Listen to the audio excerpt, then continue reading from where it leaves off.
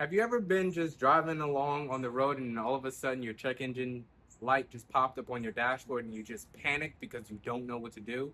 Well, today I have a 2017 Mercedes GLA 300 and I will be showing you guys how I properly went ahead and diagnosed it due to the fact that it has a check engine light. So come on with me and let's go ahead and get started. But before we get started, guys, we are on the road to 500 followers. And go ahead and like, comment, and share and subscribe so that way you can be a part of the giveaway once we hit that target. And it also supports me and my YouTube channel. And by you guys doing that and supporting me, that is my way of giving back to you guys, saying thank you. I really do appreciate everything that you guys are doing, especially giving me your time. So let's go ahead and continue with this fiber diagnosing.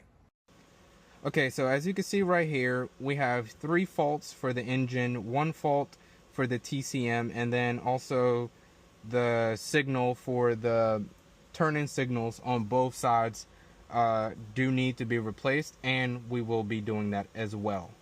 So let's go ahead and go into the ECM.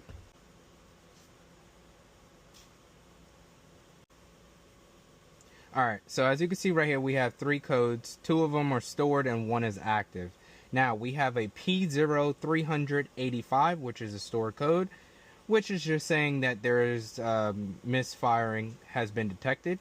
The next one is also a stored code, which is P030085, and it's saying specifically cylinder number 3 is where that misfire has been detected.